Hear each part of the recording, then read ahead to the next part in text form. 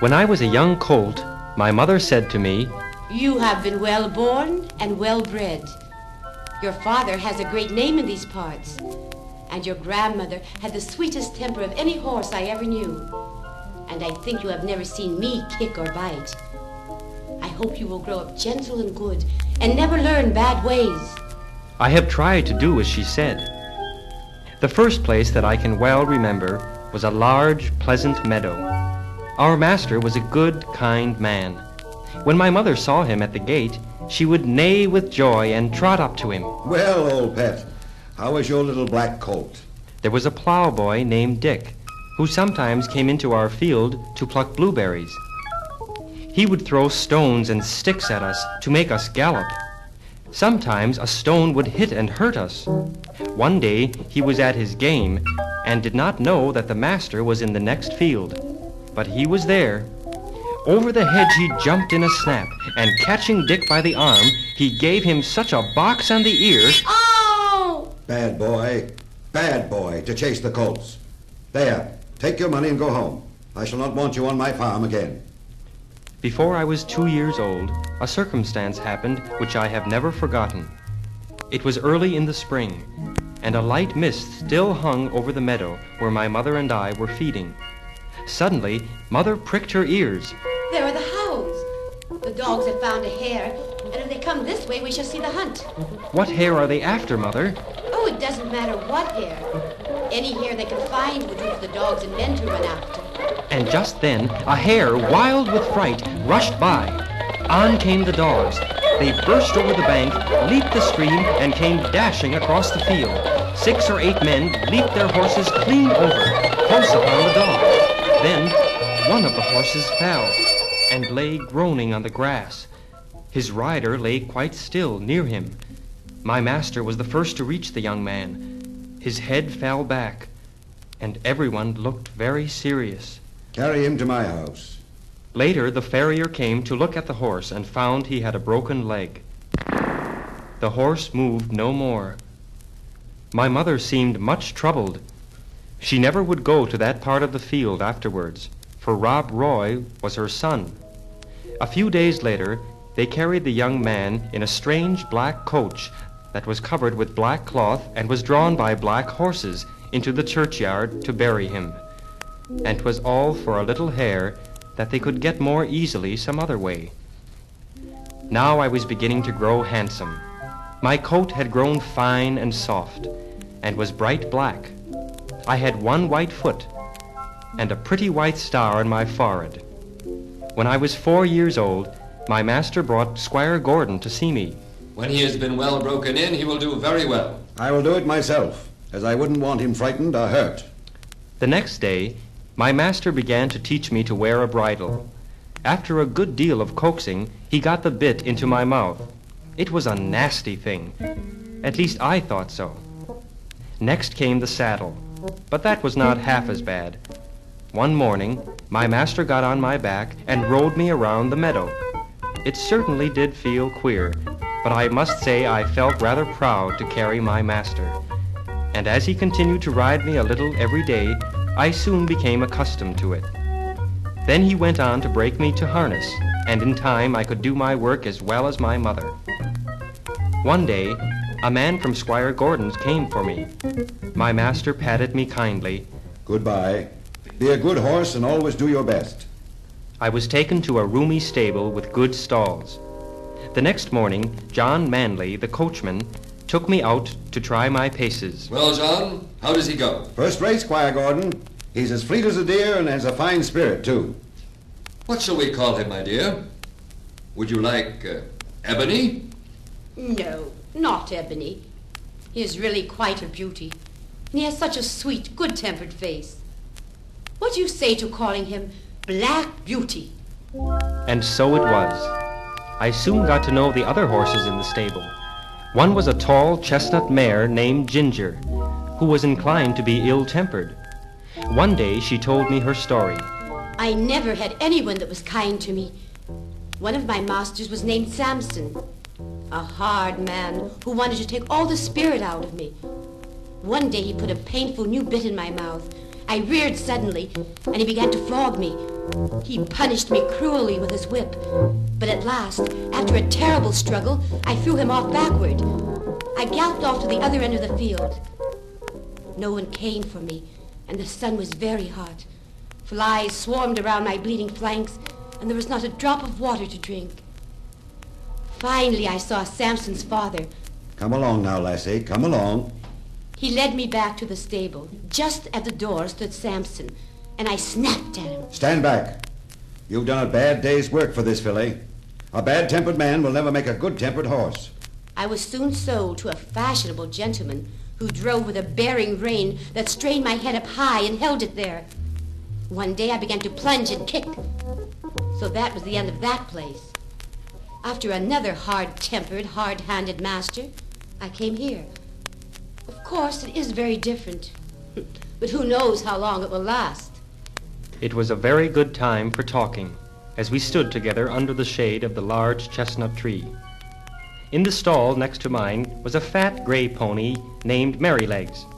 He was very gentle and was often ridden by the squire's young daughters. But one day, when he was brought back to his stall... There, you rogue. Mind how you behave yourself, or we shall get into trouble. What have you been doing, Merrylegs? Oh, I have only been giving these young boys who are visiting a lesson. They rode me by turns for hours and hours. Then they each got a great hazel stick for a riding whip and laid it on a little too hard. I thought I had had enough, so I just rose on my hind legs and let the boy riding slip off. I did it to the other two, until they were able to understand that a horse or a pony is not like a steam engine or a thrashing machine and can get tired. The longer I lived at Squire Gordon's, the happier I was. One day, late in the autumn, I was put into the dog cart to take my master on a business journey. I always liked to go in the dog cart. It was so light and the high wheels ran along so pleasantly. There had been a great deal of rain, and now the wind was very high. We went along merrily until we came to the toll bar and the low wooden bridge. The river's rising fast, Squire. I'm afraid it'll be a bad night.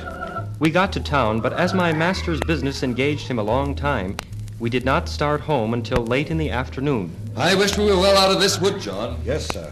It'd be rather awkward if one of these branches came down upon us. Suddenly there was a groan and a crack, and an oak fell right across the road before us. What's to be done now, John? We must go back and go around the other way. It'll be a good 6 miles before we get back to the wooden bridge again. By the time we got to the bridge, it was very nearly dark. We could just see that the water was over the middle of it. But as that happens sometimes when the floods were out, Master did not stop. We were going along at a good pace, but the moment my feet touched the first part of the bridge, I felt sure that there was something wrong, and I dared not stir. Go on, Beauty. Come on, Beauty. What's the matter, boy? Stop! Stop! What's the matter? The bridge is broken in the middle. Squire, if you come on, you'll be in the river. John turned me gently to another road. I trotted quietly along and at last reached home. Are you safe, my dear? I've been so anxious. Have you had an accident? No, my dear, but if your Black Beauty had not been wiser than we were, we should all have been carried down the river at the wooden bridge. John took me to the stable. Oh, what a good supper he gave me that night. Some weeks after this, my master and mistress decided to pay a visit to some friends who lived about 46 miles from home. James, the stable boy, harnessed Ginger and me. You drive us, James. It will be good experience for you. Thank you, Squire Gordon. We traveled all day, and just as the sun went down, reached the hotel where we were to spend the night. We were taken into the stable and rubbed down by the head hostler. Later, I slept, but I was awakened by a crackling and snapping from the loft. The air seemed all thick and choking. I could see nothing as the stable was full of smoke, and I hardly knew how to breathe. At last, one of the hostlers burst in and began to untie the horses and try to lead them out. But he was so frightened himself that he frightened us still more, and we would not go with him. I looked upward through the bars of my empty rack and saw a red light flickering on the wall. Fire! Fire! The next thing I heard was James's voice. Come, my Beauty, it's time for us to be off. So come along. In no time, he had my bridle, and taking a scarf off his neck, he tied it over my eyes. Come on, Beauty. Come with me. Somebody take this horse while I go back for the other. James darted back into the stable, and presently came through the smoke leading Ginger. Ginger told me afterwards that whinny was the best thing I could have done, for it gave her the courage to come out. We went to another hotel and the next day continued our journey. A few days later, we were home again. The days passed uneventfully until one night I was roused by John. Wake up, Beauty. You must go well now if you ever did. He saddled and bridled me and took me at a quick trot to the hall where the squire stood with a lamp in his hand. Now, John, ride for your life. That is, for your mistress's life. There is not a moment to lose. Give this note to Dr. White. We went out the gate and through the village. Then there was a long piece of level road, and I galloped as fast as I could lay my feet to the ground. After an 8-mile run, we came to the town and drew up to the doctor's door. What do you want? Mrs. Gordon is very ill, sir. The master wants you to come at once. Wait, I will come down. The worst of it is that my horse has been out all day and is quite done up. Can I have your horse? Well, he's come at a gallop nearly all the way, sir. But I think my master wouldn't be against it if you think fit, sir. The doctor mounted me and we were off. I did my best, and by the time we got to the hall, my legs shook under me and I steamed all over. A new boy named Joe Green led me into the stable. He was young and knew very little, but he did the best he could by rubbing my legs and my Cloth on you, Beauty, as you are so hot. Then he gave me a pail full of cold water to drink, some hay and corn, and thinking he had done right, he went away and trembled and turned deadly cold. My legs ached, my loins ached, and I felt sore all over. How I wished for my warm cloth, and I wished for John. After a long while, I heard John at the door. Oh, he was at my side in a moment. I could not tell him how I felt, but he seemed to know it all. He covered me with warm cloths. Stupid boy. I became very ill, and John nursed me, often came to see me. My poor Beauty, you saved your mistress's life. I never saw a horse go so fast in my life. It seemed as if Beauty knew what was the matter. Finally, I began to get better. One night, Joe Green's father was helping John. I wish you'd say a bit of a kind word to Joe. The boy is quite broken-hearted about Beauty. He did the best he knew. It was only ignorance. Ignorance is the worst thing in the world next to wickedness. But I know he's not a bad boy, and I'll try to give him a good word. Soon I regained my strength, and Joe was very attentive and careful with me. One day, we were sent to deliver a note for the master. We were quietly returning when we saw a cart heavily laden with bricks stuck in some deep ruts. Get away with here, you lazy beast! Stop, Carter, stop! Don't go flogging the horses like that. The wheels are so stuck they cannot move the cart. Mind your own business, you impotent young rascal, and I'll mind mine. Joe turned, and we galloped to the house of the master brickmaker. Hello, young man. You seem in a hurry. Any orders from the squire? No, Mr. Clay, but there's a fellow in your brickyard flogging 2 horses to death. Pray go, sir. Thank you, my lad. Will you give evidence of what you saw if I should bring the fellow up before a magistrate? That I will. We went home, and Joe told John all that had happened. You did right, my boy. It's everybody's business to interfere with cruelty and oppression when they see it. I had lived in this happy place 3 years when we heard that our mistress was ill and that the family must leave England and go to a warm country. Our master sold Ginger and me to his old friend, the Earl of Warwick. John took us to Mr. York, the Earl's coachman. I don't believe there's a better pair of horses in the country, and right grieved I am to part with them. I'd better mention that we never used the bearing rein with either of them. The black horse never had one on, and the dealer said it was the gag bit that spoiled the other's temper. Well, if they come here, they must wear it. His lordship is always very reasonable about horses. But my lady will have style, and it must be tightened up when she goes out. I'm sorry for that, very sorry. But I must go now. John left, and the next day we were harnessed with a bearing rein and brought to the door of the house. It was all very grand, and 3 or 4 times as large as the old house at Birtwick, but not half so pleasant, if a horse may have an opinion. Presently we heard the rustling sound of silk as my lady came down the flight of stone steps.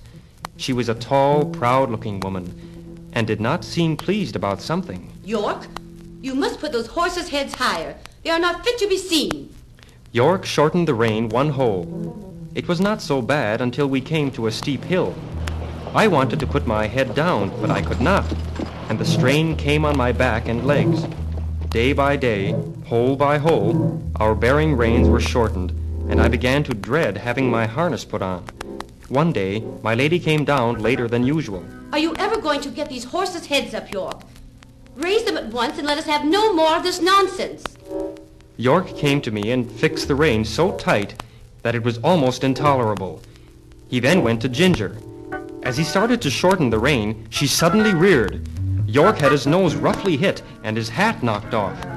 She went on plunging, rearing, and kicking in a most desperate manner, until she kicked right over the carriage pole and fell down after giving me a severe blow on my near quarter. Unbuckle the black horse. Unscrew the carriage pole. Finally, we were untangled and put into our stalls.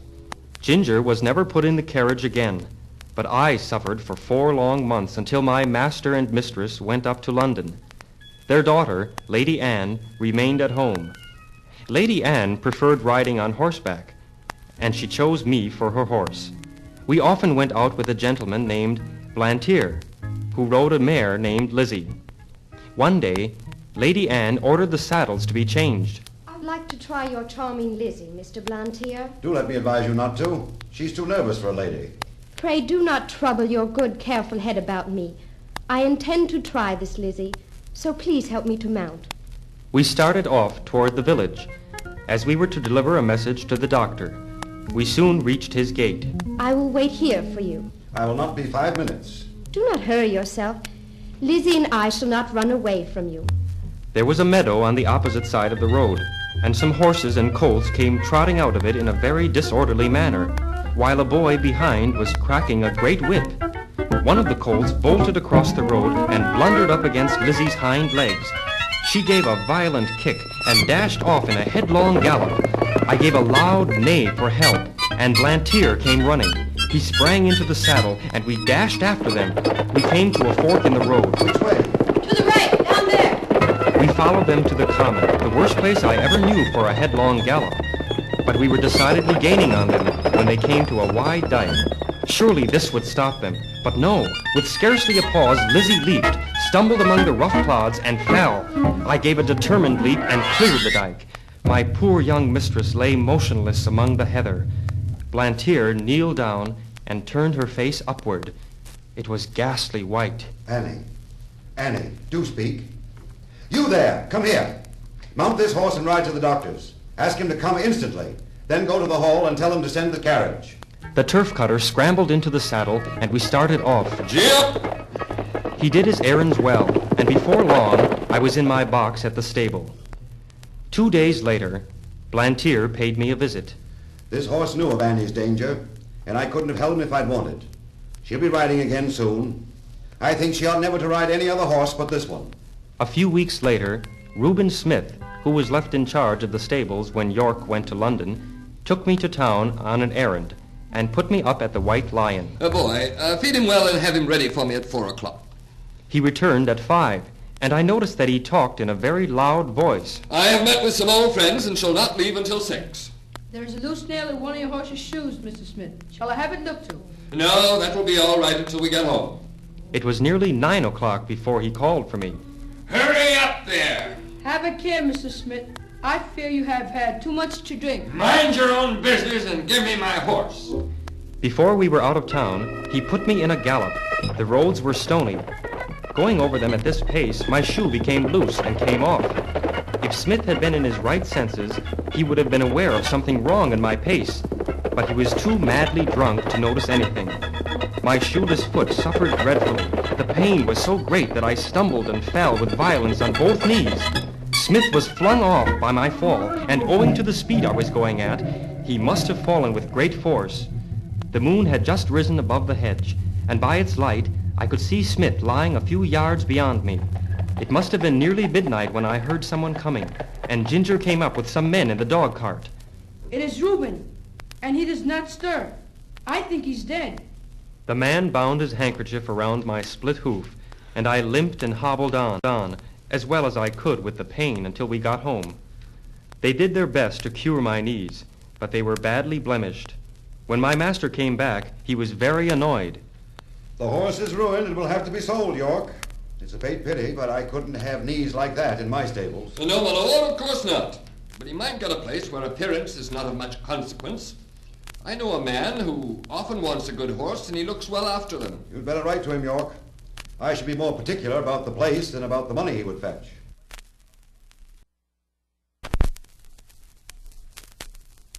So I was sold to the master of a livery stable, who kept a great many horses and carriages.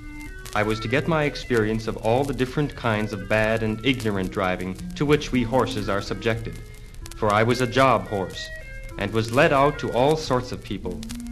There were the tight rein drivers, for instance. You must always keep a horse well in hand. They never relax the pull on the horse's mouth, and it is not only tormenting, but it is stupid.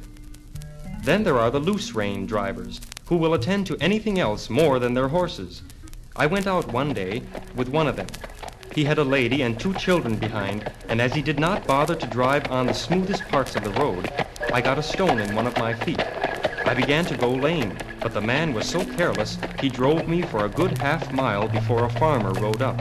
I beg your pardon, sir, but your horse goes very much as if he had a stone in his shoe. If you will allow me, I will look at his feet. Here it is. It was so deep, it was a wonder the horse did not fall down. Well, to be sure. That's a queer thing. I never knew that horses picked up stones before. Then there are the drivers who seem to think a horse is something like a steam engine, only smaller. Giddy up! Go along, you lazy beast! When they turn a corner, they do it as sharply as if there were no right or wrong side of the road. I well remember one spring day, a horse named Rory and I were out, when we heard a horse and 2 wheels coming toward us from around a sharp corner. Happily for me, I was on the side next to the hedge. Rory was on the right side. The whole shock came upon Rory. The gig shaft ran right into his chest, making him stagger back with a cry that I shall never forget. Of course, we sometimes came in for good drivers. One gentleman took a great liking to me and prevailed upon my master to sell me to a friend of his, a Mr. Barry. I was taken to a stable near his lodgings. I know very little about horses, but I want you to take good care of this one. I want you to give him the best hay, with plenty of oats and crushed beans and bran. For a few days, all went well. But after a while, it seemed to me that my oats came very short. In 2 or 3 weeks, this began to tell upon my strength and spirits. One day, Mr. Barry rode into the country to see a friend of his. This gentleman had a very quick eye for horses. Hello, Barry. Good to see you. You know, it seems to me your horse does not look so well as he did when you first had him. He's not nearly so lively, but my groom, Filcher, tells me that horses are always dull in autumn. Autumn? Fiddlesticks. Why, this is only August. If I am not mistaken, your horse is not getting any oats. I advise you to look into your stable a little more. There are mean scoundrels wicked enough to rob a dumb beast of his food. 5 or 6 mornings after this, the groom and his son came into the stable as usual, about 6 o'clock. And as usual, they filled a little bag with my oats. As the boy was leaving, 2 policemen walked in. We know your father raises rabbits, boy. Now show me the place where he keeps the rabbits' food. There, sir, in that bin. They soon found Filcher, and though he blustered a great deal, they walked him off to the lockup. In a few days, a new groom came. He was a tall, good-looking fellow enough, but if ever there was a humbug in the shape of a groom, Alfred Smirk was the man. And I should say he was the laziest, most conceited fellow I ever came near. He left my bit rusty and my saddle damp, and never took the straw out of my box to clean it properly. One day, my master came in. Alfred, the stable smells rather strong. Should you not give that stall a good scrub and throw down plenty of water? If you wish, sir. But it's rather dangerous, sir, throwing down water in a horse's box. They're very apt to take cold, sir. Well, I shouldn't like him to take cold. Standing as I did on a quantity of moist straw, my feet grew unhealthy and tender, and the master used to say, I don't know what's the matter with this horse. He goes very fumble-footed. Sometimes I'm afraid he will stumble. One day my feet were so tender that over some fresh stones with my master on my back, I made 2 such serious stumbles that as he came down Lansdowne into the city, he stopped at the farrier's. The man took up my feet one by one and examined them. Your horse has got thrush, the sort of thing we find in foul stables. I will give you some liniment, and you must see that all the litter is taken out of his box. This was done, and I soon regained my spirits. But Mr. Barry was so disgusted at being twice deceived by grooms that he determined to give up keeping a horse, and I was sent to a horse fair. I was put with 2 or 3 other strong, useful-looking horses, and a good many people came to look at us. One was a small man with gray eyes that had a kindly, cheery look in them. I'll give you 23 pounds for him. No, I can get more than that for him. Then a hard-faced man came, and I was dreadfully afraid he would have me. But just then the gray-eyed man came back. I could not help reaching out my head towards him. Well, old chap, I think we suit each other. I'll give you 24.10 for him and not another sixpence. Yes or no? So, We then set out for London, arriving after dark at a rather poor-looking house. Father! Harry, my boy, open the gates, and Mother will bring us the lantern. Is he gentle, Father? Yes, Dolly, as gentle as your own kitten. Come and pat him. Let me get him a bran mash while you rub him down. Do, Polly. It's just what he wants, and I know you've got a beautiful dinner ready for me, too. My new master's name was Jerry Barker, and he was a cab driver. My first week of life as a cab horse was very trying, as I had never been used to London. All of the noise and carriages that I had to make my way through made me feel anxious and harassed. But Jerry was a good driver, and he took as much thought for his horses as he did for himself. One day, two wild-looking young men came up to us. Here, cabby. Look sharp. We are rather late. Put on the steam, will you, and take us to the Victoria in time for the 1 o'clock train. You shall have a shilling extra. I will take you at the regular pace, gentlemen. Shillings don't pay for putting on steam like that. I'm your man, gentlemen. Take my cab. My horse will get you there all right. It's against Jerry's conscience to go beyond a jog trot. Giddy up! Then, slashing his jaded horse, he set off as hard as he could. Jerry patted me on the neck. No, a shilling wouldn't pay for that sort of thing, would it, old fellow? Another time, we were at the cab stand on a busy election day when we saw a young woman carrying a heavy child. She was looking this way and that and seemed quite bewildered. Can you tell me the way to St. Thomas's Hospital, please, sir? And how far it is? Why, missus, you can't get there walking through crowds like this. It's 3 miles away, and that child is heavy. Yes, bless me, yes. But I'm strong. And if I knew the way, I think I should get there somehow. Please tell me the way. You can't do it. You might be knocked down and the child run over. Now look here, just get into this cab and I'll drive you safe to the hospital. Heaven bless you. Cab! Cab! Engaged. This cab is already engaged, gentlemen, by that lady. Lady? Oh, she can wait. Our business is very important. Besides, we were in first, and we shall stay in. All right, gentlemen. Pray stay in as long as it suits you. I can wait while you rest yourselves. They'll soon be gone. Don't trouble yourself, my dear. Well, did you ever hear of such a thing? Thank you 1,000 times. I could never have got here alone. You're kindly welcome, and I hope the dear child will soon be better. Then Christmas week came, and as usual, we had a great deal of late work. Sometimes we had to wait hours in the rain or frost, and Jerry developed a bad cough.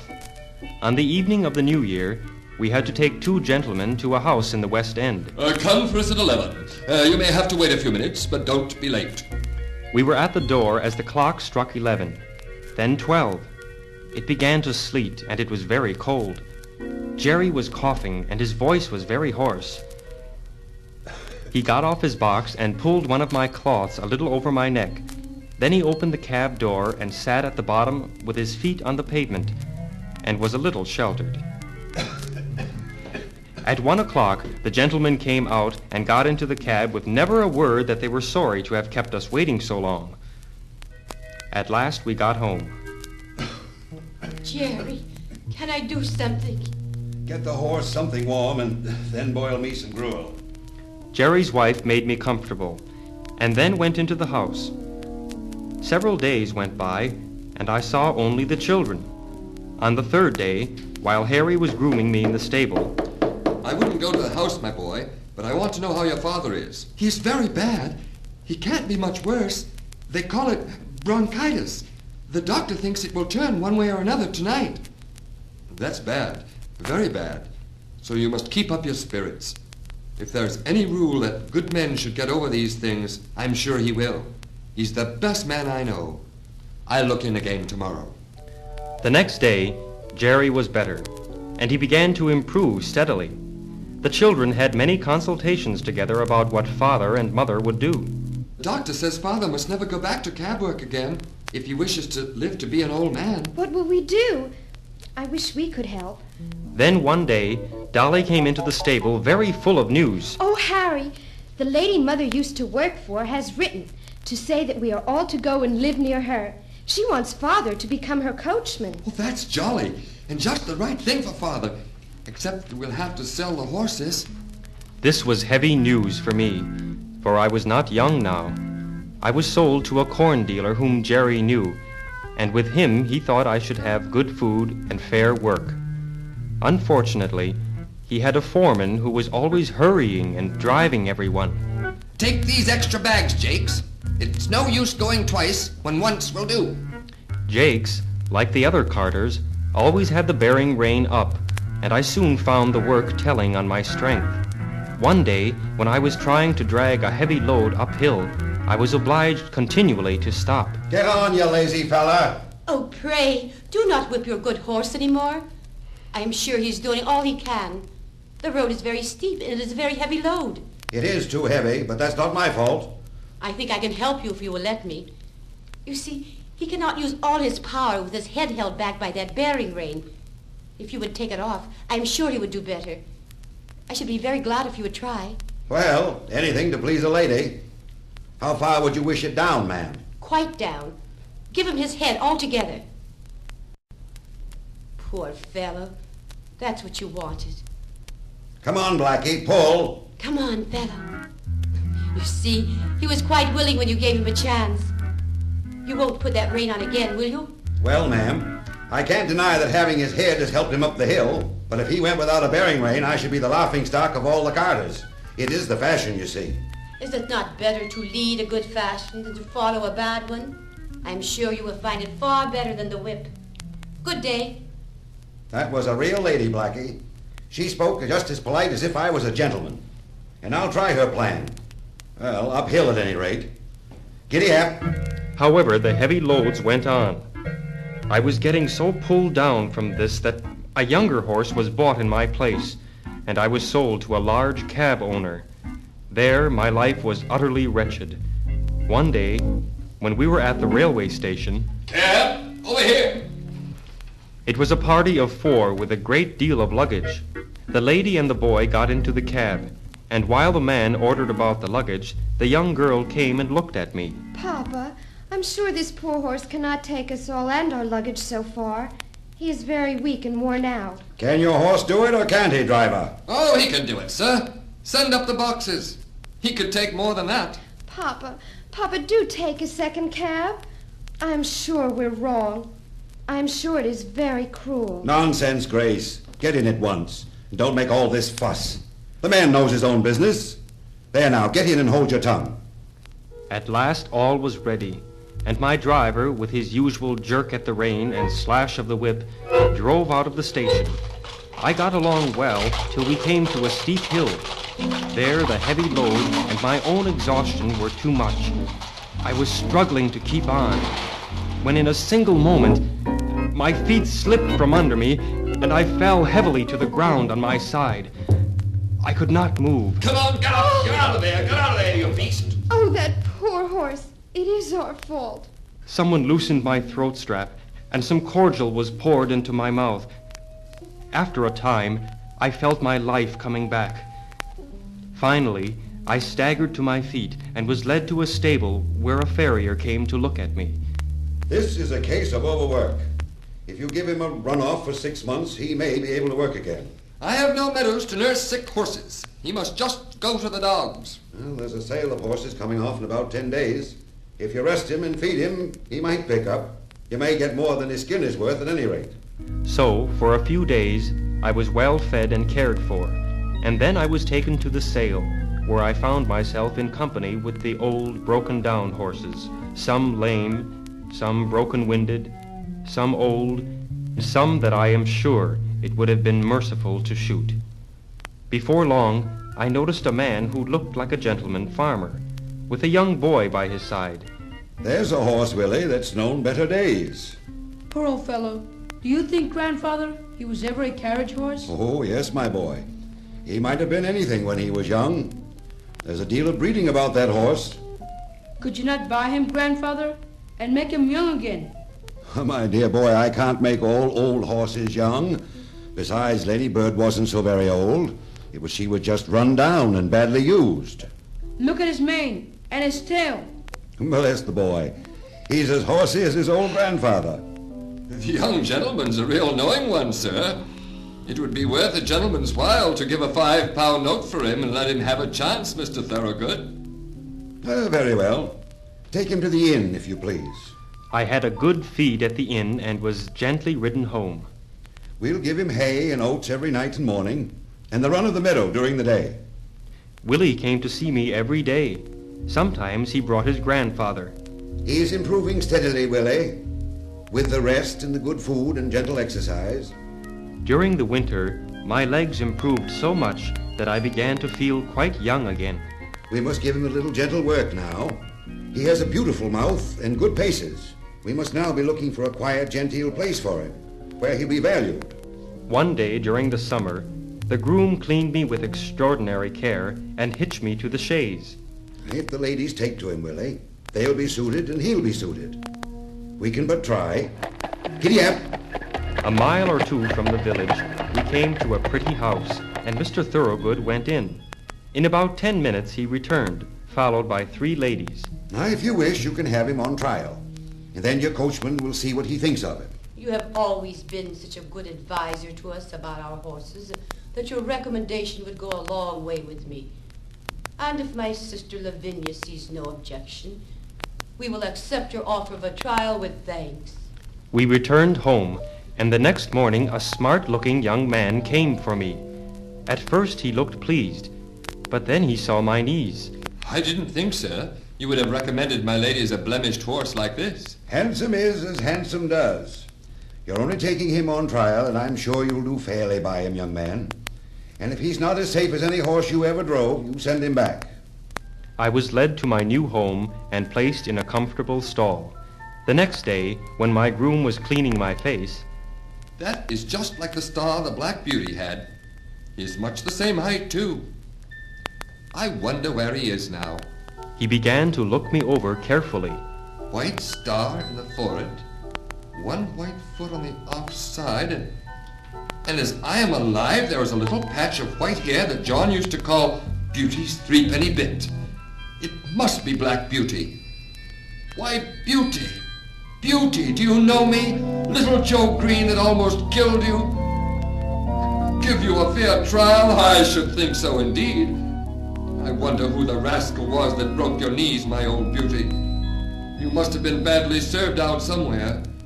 Well, well, it won't be my fault if you haven't good times of it now. Joe told the ladies that I was Squire Gordon's old Black Beauty. They were pleased with me and decided to keep me.